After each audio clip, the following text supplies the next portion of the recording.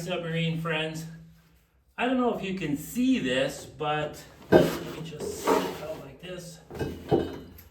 Today I machined a pulley to go onto the harmonic balancer pulley, and that drives the GM alternator. So this is a one wire, we call it a one wire self-exciting or internally regulating alternator. You can get these like 150 amps if you want. I'm not going to go that big, but I'll go about 100 amps.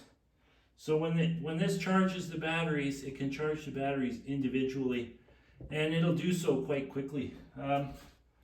So that worked out really well. There's a shoulder on the harmonic balancer that I was able to center this pulley on. I'm not sure if that pulley is going to be big enough, but if I make it bigger, the alternator spins faster and then it has to work harder.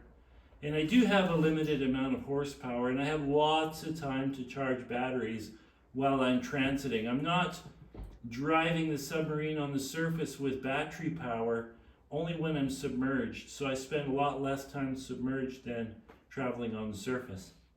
So the next project, while I wait for parts for the exhaust system, I'm going to the big city in a few days, so I can pick up all those pieces that I'm missing.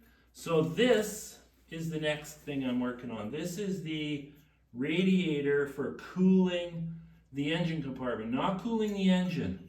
I know I've probably been confusing people. The radiator is only for cooling the engine compartment, like an air conditioner / dehumidifier.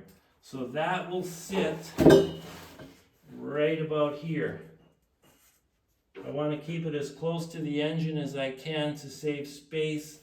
This area in here is my working area, so this is where I have to sit to work on the engine and compressor, because this area has the variable ballast tank, so I'm in this little trough. So I want to keep it tight. I want to keep the exhaust system pretty close to the ceiling so that it doesn't interfere with me working. So this, well, like I said, it'll sit right about here. I have to use an electric fan because the mechanical fan, well, for one, I want to be able to control the fan, and for another, it interferes with the new pulley I just put on. So that's solidified electric. Besides, I think electric's probably better because I can control it. So this will sit here, and the fresh water will come into the submarine from over there with a shut-off valve, and it'll come into this fitting first, circulate through this radiator, and then off to the heat exchanger. This will pre-warm the water possibly just a wee bit. The lake water is so cold that I can afford to heat it up a little bit before it hits the heat exchanger. So that'll sit there. And I'm making it on a swinging system so that it can swing out of the way when I'm working on the engine. I can just swing it out of the way. Also, I may even find a need to run it in this position.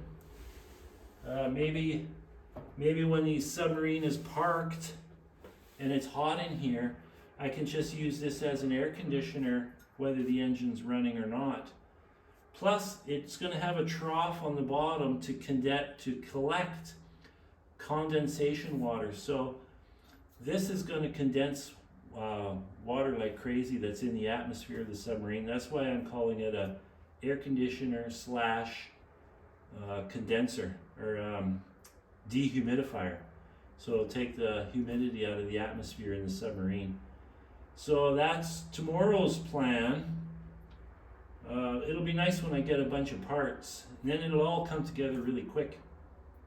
I also got a bunch of cutters for my milling machine, so I was able to mill the keyway for the clutch pulley shaft. So I did that already. So it's going pretty good. It would be nice if I could get this running in the submarine before I go back to work in September. Actually late August. I ordered the heat wrap for the exhaust so I can test that I can actually test that on another machine. So when we go back to work in September, I can plug this exhaust system on my mini excavator and run it for a while and do temperature comparisons. So that's what we're doing. Tomorrow's project, cooling rad.